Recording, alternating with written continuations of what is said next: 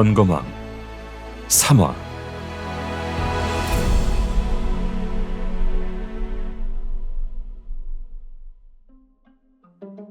전백이는 생긴 것만큼이나 폭급한 성정의 소유자였다. 그는 금방이라도 살수를 펼칠 것처럼 사나운 기세를 폴폴 풍겼다. 하지만 선뜻 튀어나가지는 못했다. 승려의 정수리에 두 줄로 지나가는 개인이 왠지 모르게 깨름칙했기 때문이다. 더불어 어느 쪽을 공격해도 반격해올 것 같은 저 빈틈없는 자세. 전백이는 생각했다. 푸성기만 먹고 산 놈이 제법인걸. 섣불리 움직이지 못하는 건 승려 역시 마찬가지였다. 근육만 키운 곰인 줄 알았는데 눈이 따가울 정도의 살기가 뿜어져 나오고 있지 않은가. 확실히 마졸은 아닌데. 각 진영의 주장이랄 수 있는 두 사람이 이런 신경전을 벌이고 있을 때 흑도사는 다른 생각에 빠졌다. 대체 무슨 일이 일어난 거지? 전날 밤의 일이었다. 흑도산과 9명의 늙은 용병들은 오늘이 마지막 전투가 될 것임을 예감하고 일찌감치 바다에 몸을 던졌다. 이어 널빤지 하나를 잡고는 바발처럼 둥둥 떠다니며 기회를 노렸다. 원래는 점 찍어둔 마교의 보물선에 몰래 오른 다음 정신없는 틈을 타 하나씩 제거하려고 했다. 그것 때문에 무서운 암기랑 독도 잔뜩 준비했다. 보물선을 지키는 자들이라면 엄청난 고수들일 터. 정면 승부로는 승산이 없다고 판단했기 때문이다. 한데 뜻밖의 행운이 따랐다. 모르고 그랬겠지만 정도명의 고수들이 잔뜩 마교의 보물선에 올라 백병전을 펼친 것이다. 정도명의 고수들은 압도적인 숫자를 앞세워 단숨에 마교도들을 도살해버렸다. 그러고는 보물에 있는 선실에 내려가 보지도 않고 마교의 또 다른 배에 올라타 백병전을 이어나갔다. 멍청한 것들. 흑도산과 9명의 늙은 용병들은 피 한 방울 흘리지 않고 보물선을 손에 넣었다.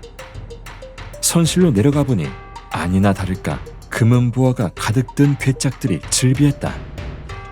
어찌나 흥분했는지 만세 삼창까지 했다. 황금이여! 영원하여라! 심장이 터질 것 같은 흥분도 잠시. 돛을 모두 올리고 키를 남쪽으로 향하게 한 다음 미친 듯이 내뺐다. 모든 게 일사천리였다. 빌어먹을 유성우가 떨어지기 전까지는. 인간 세상에 지옥도를 펼쳐놓는다면 그런 모습일까? 그건 공포였다. 바다가 들끓었다. 배들이 폭발하듯 터져나갔다. 산더미 같은 파도가 일어나 배전을 덮쳤다. 보물선은 방향을 잃고 요동쳤다. 그러던 어느 순간 유성의 파편 하나가 돛을 뚫고 선미 쪽으로 떨어졌다. 세상에 태어나 그처럼 큰 굉음은 들어보지 못했다. 파편이 사방으로 튀고 선수가 직각으로 섰다. 그때 무언가 묵직한 것이 뒷덜미를 후려갈겼다. 아마도 어디선가 날아온 돛대였지 싶었다. 흑도산이 기억하는 건 그게 전부였다. 그리고 깨어나 보니 지금 이 상황이었다. 다시 한번 정리해보자. 전백이의 말대로라면 유성우가 내리는 바람에 진이고 뭐고 다 깨져버렸다는 건데, 그렇다면 정마대전에 참가했던 그 많은 사람들은 다 어디로 갔단 말인가? 이 추운 날씨와 아무것도 보이지 않는 망망대해는 또 어떻게 설명하고? 잠깐, 늙은 오입쟁이들은 어떻게 됐지? 문득 함께 배에 탔던 늙은 용병들이 생각났다. 갑판에서 돛을 부리던 사람들은 유성이 떨어졌을 때 바다로 떨어졌을 공산이 컸다. 하지만 선실에 숨어 키를 잡던 무노인이라면 아직 살아있을지도 몰라. 흑도사는 배전에 늘어져 있는 아뒷줄을 넉넉한 기르로 잘라 허리춤에 서너 번을 돌려묶었다. 그러자 치렁한 옷자락이 꽉 조여지며 반뼘가량의 넓은 요대가 생겨났다. 단도를 요대 사이에 푹 찔러 넣은 다음 갑판 아래에 선실과 연결되는 문을 활짝 들어올렸다. 예상했던 대로 선실로 통하는 계단이 모습을 드러냈다. 흑도사는 배전에서 벌어지는 살벌한 상황은 아랑곳하지 않고 선실로 쏙 들어가 버렸다. 선실로 들어서자 여기저기 뜯겨나간 구멍이 보였다. 특히 유성우의 파편에 맞은 게 분명해 보이는 선미 쪽 큰 구멍을 통해서는 황소 바람이 쌩쌩 들어왔다. 바닥은 물이 무릎까지 차오른 상태였다. 파도가 높이 칠 적에 선미의 구멍을 타고 출렁출렁 넘어온 모양. 배가 가라앉지 않은 게 기적이었다. 돛대는 부러졌고 키는 흔적도 없이 사라져버렸다. 이제는 바람 따라 조류 따라 둥둥 떠다니는 일만 남았다. 젠장! 흑도사는 일단 선미 쪽 구멍틈에 올라서서 바지를 끌어내리고 하물을 꺼냈다. 싸! 참았던 배설의 쾌감이 한꺼번에 몰려오며 몸이 부르르 떨렸다. 방광을 깨끗하게 비운 다음엔 하물을 2번 탈탈 털어 속옷 속에 쑤셔넣고 바지를 올렸다. 이어 둥둥 떠다니는 술 호리병 하나를 주어 밀봉을 제거했다. 앞뒤 잴 것도 없이 입 안에 들이다 부었다. 독한 화주가 목구멍을 지지고 넘어가자 그제야 좀 살 것 같았다. 정신을 차린 다음에는 주변을 조금 더 자세하게 살폈다. 한데 어찌된 용물인지 무 노인도 바닥에 차곡차곡 쌓여있던 보물 상자들도 보이지 않았다. 물속에 잠겼나? 마침 함지박 자루 하나가 둥둥 떠내려와 무릎에 닿았다. 통나무에 속을 파서 바가지를 만들고 그걸 다시 굵은 대나무로 연결한 함지박 자루는 배전의 고인물을 퍼낼 때 쓰는 물건이다. 흑도사는 열심히 물을 퍼내기 시작했다.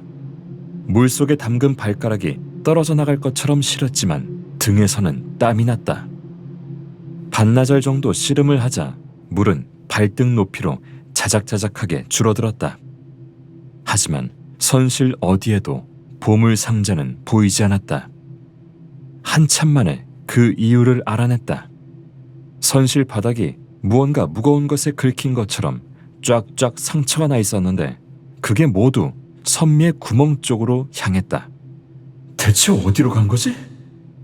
유성우에 맞고 배의 선수가 직각으로 들리는 순간 바닥에 쌓여있던 보물 상자가 죄다 선미 쪽 구멍으로 빨려 들어가 버린 모양이었다. 지금쯤 바닷속 어딘가에서 주꾸미의 집이 되어 있을지도 모를 일이지. 젠장! 젠장! 젠장! 흑도사는 처음 보물 상자를 발견했을 때 만세 삼창을 외쳤던 것처럼 젠장을 3번이나 연발했다. 그러고도 속이 풀리질 않았다. 10년 동안 전쟁터를 전전하다가 마지막에 한몫 챙겨 고향으로 돌아가나 했더니만 순간 저만치 구석에서 어린아이 오줌발처럼 솟구치는 서너 개의 물줄기가 보였다. 흑도사는 소스라치게 놀랐다. 물은 선미의 구멍을 통해서만 들어온 게 아니었다. 비록 양은 적었지만 바닥을 통해서도 들어왔다. 그대로 두면 하루도 되지 않아 배가 침몰할 것 같았다. 하지만 역청이 없어 구멍을 막을 도리가 없었다. 결국 다른 배로 옮겨 타거나 육지에 닿기 전까지는 매일 아침 선실로 내려와 물을 퍼내야 한다. 이런 씨발! 이건 젠장이라는 말 따위로 풀릴 속이 아니었다. 하지만 어쩌겠나, 이미 엎질러진 물이요 도망간 마누라인 것을. 발도 젖었겠다. 조금이라도 시간을 벌어놓을 생각에 다시 물을 퍼내기 시작했다. 그러다 어느 순간 선미 쪽 무너진 판잣더미 아래 깔린 시체 한 구를 보았다. 각반을 대고 쇠가죽으로 친친 동여 묶은 다리가 낯익었다. 문호인! 함지박 자루를 팽개치고 냉큼 달려가 다리를 잡고 뽑았다. 몸뚱이가 쑥 딸려오는 순간 흑도사는 또 한 번 기겁했다. 마지막 순간까지 키를 잡고 있다가 그대로 유성을 맞았는지 머리통이 날아가고 없었다. 멍청한 노인네 같으니라고. 주책맞게 눈물이 흐른다. 함께 다닌 지 얼마 되지 않았을 때 무 노인에게 물은 적이 있었다. 왜 전쟁을 업으로 삼았느냐고. 그만한 칼솜씨면 다른 일도 얼마든지 할 수 있지 않으냐고. 지금이라도 고향으로 돌아가 다른 일을 찾아보는 게 어떻겠냐고. 무노인은 칼에 돼지기름을 먹이면서 이렇게 말했었다. 나도 해봤지. 그게 잘 안 되더라고. 하지만 무노인은 마지막 순간까지 다른 일을 하고 싶어 했다. 하고 싶은 것과 할 수 있는 것의 간극이 하늘과 땅만큼이나 멀다는 것을 그때 알았다. 보물선 탈취에 성공하면 고향으로 돌아가서 포목점을 열겠다고 노래를 불렀는데, 죽은 사람은 죽은 사람이고 산 사람은 산 사람이다. 흑도사는 무노인의 너덜너덜해진 품속을 뒤졌다. 한 뼘 조금 넘는 심리경이 나왔다. 해상에서 파수꾼들이 밤하늘의 별과 적선을 관측할 때 쓰는 물건이다. 무노인은 이걸로 모두 5가지의 일을 해냈다. 심리경을 챙겨 품속에 넣은 다음 무노인을 번쩍 들어 바다로 던져주었다. 바닥 어딘가에 보물 상자가 있을 것이오. 나 대신 찾아 저승길 노잣돈이나 하시오. 이승에선 이름조차 아는 이가 드문 늙은 용병이었지만 저승에선 지옥이 열린 이래 가장 많은 노잣돈을 들고 온 사람으로 기록되지 않겠는가.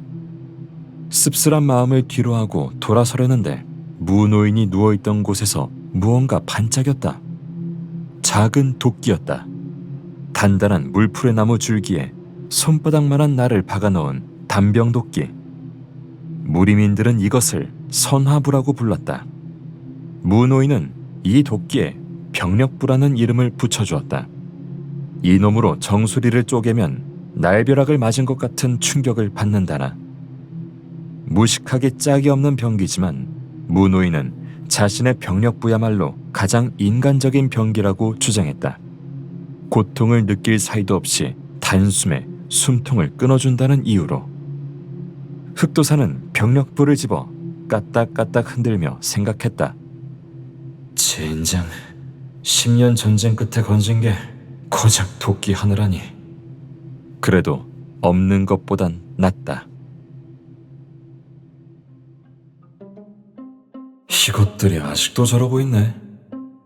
다시 갑판으로 올라온 흑도사는 혀를 끌끌 찼다. 놈들은 선실로 내려갈 때와 똑같은 위치에서 똑같은 자세로 살벌하게 대치 중이었다. 언제 침몰할지 모르는 배에 올라 망망대해를 떠다니는데 저렇게 대치하고 있을 틈이 있나. 힘이 있다면 살길부터 궁리해야지. 그러다 자신의 허리춤을 향해 불같이 쏟아지는 시선들을 느꼈다. 놀랍기도 할 게다. 선실을 내려갈 때는 왼쪽 허리춤에 단도 한 자루를 꽂았는데 올라올 때는 오른쪽 허리춤에 도끼까지 꽂혀 있으니 말이다. 단도와 달리 도끼는 진짜 무기다. 단지 도끼 하나를 손에 쥐는 것으로 흑도산의 전투력은 2배나 상승했다. 선실에 굴러다니더라고. 흑도사는 도끼 대가리를 살살 쓰다듬으면서 말했다. 순간 사람들의 눈동자에 기광이 번뜩였다. 먼저 움직임을 보인 것은 마교 쪽의 전백이었다. 장대한 체구 어디에서 그런 움직임이 나오는지 전백이는 빗살과도 같은 속도로 선실문에 이르렀다. 그가 막 선실로 뛰어들려는 순간 정파 쪽에서도 승려가 튀어나왔다. 어디? 승려는 급한 대로 갑판 위에 가로 누워있던 돛대를 힘껏 찼다. 튀어나오는 기세가 예사롭지 않더라니 돛대가 굉음을 내며 전배기를 덮쳐갔다. 전배기는 이미 예상한 듯 가볍게 솟구쳐 돛대를 아래로 흘려보냈다. 이어 자신을 제치고 선실로 뛰어들려는 승려를 향해 질풍 같은 선풍각을 내질렀다. 선풍각은 이름 그대로 돌며 가마차는 발차기 수법이다. 내공에 이어 회전력까지 실린 묵직한 발길질이 승려의 관자놀이를 후려쳐갔다. 승려는 철판교의 수법을 펼쳐 허리를 급박하게 뒤로 꺾었다. 몸의 속도를 따르지 못한 옷자락이 허공으로 솟구쳤다. 전배기의 발끝이 승려의 코끝을 아슬아슬하게 스치고 갔다. 다음 순간 전배기의 다리가 갑자기 방향을 꺾어 승려의 옆구리를 후려쳤다. 둔중한 타격음에도 불구하고 승려는 꿈쩍도 하지 않았다. 오히려 전배기의 발이 튕기듯 떨어져 나갔다. 흑도산의 머릿속에 한 가지 무공이 떠올랐다. 금종조? 말 그대로 육체를 쇠종처럼 단단하게 수련시키는 불문의 호신기공이었다. 수련이 극성에 이르면 도검으로도 뚫지 못하는 금강불교의 육체를 지니게 된다고 들었다. 때를 맞춰 왼손으로 바닥을 치고 탄력적으로 솟구친 승려는 오른손을 뻗어 전배기의 인중을 가격해갔다. 흑도사는 혀를 끌끌 찼다. 저 어리석은 중놈 좀 보라지. 채공 상태에서 권장을 내지르는 건 고수가 하수를 겁박할 때나 쓰는 수법이다. 상대적으로 동작이 크기 때문에 상대가 겁을 집어먹는 것이다. 하지만 고수를 만나면 무용지물이다. 동작이 크면 반드시 빈틈을 허용하는 법이니까. 이거야말로 육신공양, 즉 몸을 통째로 갖다 바치는 격이었다. 아니나 다를까 전배기는 금나수의 수법을 이용 승려의 손목을 벼락처럼 꺾어 잡았다. 동시에 힘차게 끌어당겨 바닥에 패대기 쳐버렸다. 그 순간 승려가 몸을 벌레처럼 말았다가 두 다리를 힘차게 펼쳤다. 그 다리의 끝에 가판이 있었다.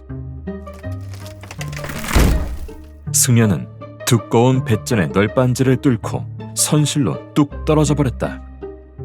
싸움에선 전배기가 몇 수 앞선 듯 했지만 먼저 선실로 들어가는 문제에선 승려가 이긴 셈이었다. 그것도 상대의 힘을 역이용해. 금종조에 이은 사량발천근의 한수. 노린 게 저거였군. 역시 보통 중이 아니었어. 흑도산이 이런 생각을 하는 사이 대경실색한 전배기는 뚫린 구멍 사이로 황급히 몸을 던지려 했다. 더는 두고 볼 수 없어 흑도산이 나지막하게 말했다. 무기 주우러 가냐? 어? 없어. 뭐? 이게 마지막이라고? 흑도산은 다시 한번 도끼 대가리를 살살 쓰다듬었다. 마치 귀한 보물이라도 되는 양. 전배기의 얼굴이 썩어 문드러졌다.